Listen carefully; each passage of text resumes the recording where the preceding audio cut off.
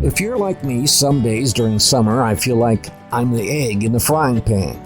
Being outside can be bad enough, but then you go inside your house. At some point, the heat will push past the insulation. Most folks just turn on the air conditioner when the temperature reaches 72 degrees Fahrenheit. That's 22 degrees centigrade. Side note, if Anders Celsius wants to call it centigrade, I'll call it what he wants to call it. If you wanted to call it Bob's your uncle, I'd call it Bob's your uncle. In this case, 22 degrees Bob's your uncle. But do you always have to turn on the electric hog, the air conditioner? There is an alternative that will work most days that doesn't include living in a refrigerator. This deserves a talk about.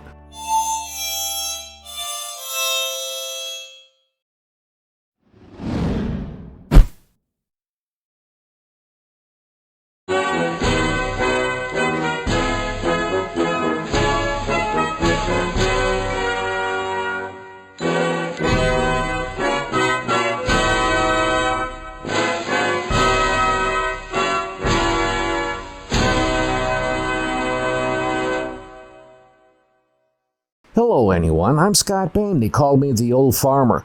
Before we get started, allow me to first do a belt suspenders and rivets action. To kids, excluding elected officials. Never ever, even for a dare, go into a refrigerator unless your feet are outside of the refrigerator and on the floor.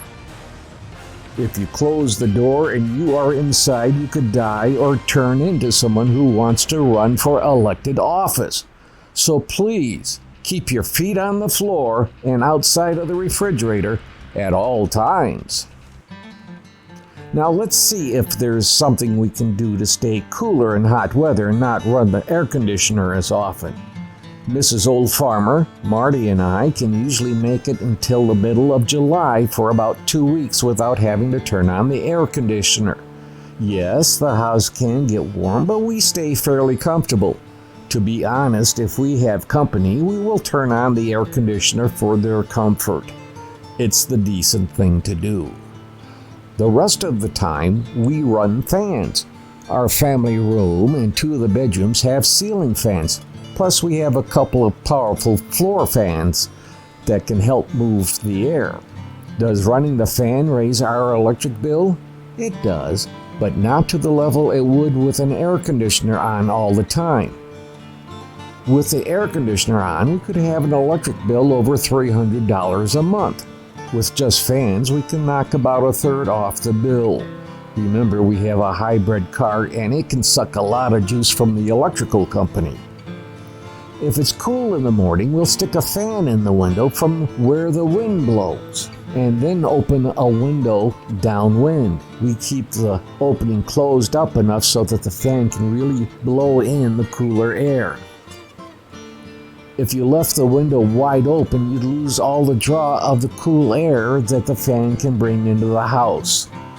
If you have ceiling fans, most will have a switch on the motor for being a summer fan, air blowing down from the ceiling, and a winter position with the fan pulling the air up to the ceiling.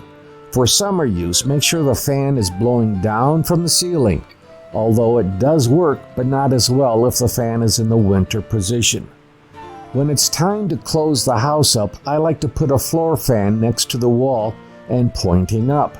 This helps circulate the air around the room by flowing along the ceiling and then coming down along the far wall.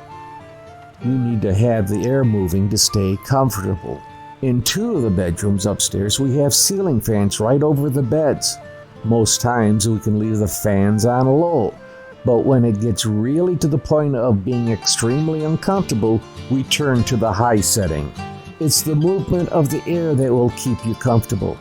It won't be like having the air conditioner on full blast all summer long, but it will be comfortable. If Maggie the farm dog with her load of fur can stay comfortable, I think you can too. But you need to position the fans to be moving all the air in the room, not just a couple of small tornadoes. We tried using the furnace fan with the fan on all the time to move air around. If you don't have ceiling and floor fans, it will help a little, but you want to move the air around like batter in a bowl using an egg beater. Before buying a fan, check out how well it will blow air. I have seen window fans that you could stand inches away and not even feel a breeze, so check it out before buying. You want as high of an airflow as possible. If it doesn't provide the airflow, you don't want it. See how close you can get to 9,500 CFM. That's cubic feet per minute. This is a rating for a commercial setting. Most house fans won't come this close, but come as close as you can. If you're buying several fans, get one or two that will sit in a window. If you have that two-piece window that can move up and down, they're called double-hung windows. When it's time to close up the house, move this fan next to the wall and lay it so the air is flowing upwards. You can stick it on a couple of dining room chairs, a couple of end tables, anything that will get it off the floor by a foot or so. If you have the budget, it wouldn't be a bad idea to get a tall floor stand model that can be tilted upwards. I seldom use the oscillating feature because my goal is to get all the air moving instead of sprinkling some air at someone every few minutes. If you're replacing or installing ceiling fans, get the biggest diameter that will fit and with the most blades. I saw in a catalog an 8-blade wonder that I think was designed after the fan used in a wind tunnel. If I remember right, it moved about 10,000 CFM. By adding a speed control for the fan at wall switch level and leaving the fan in the fastest position with a pull string, you can then adjust the fan to the speed you need for swirling the air around. Thank you for watching. Before we go, thank you to our subscribers who helped us reach over the 1,000 subscription mark.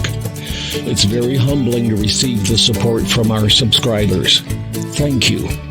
I will always try to give you accurate information, and I'm not worried if you disagree in comments.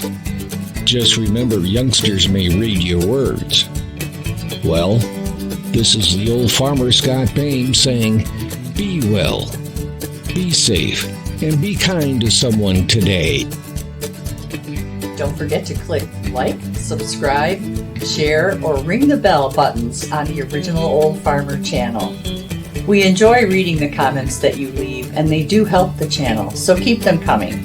And once again, thank you for watching the original Old Farmer.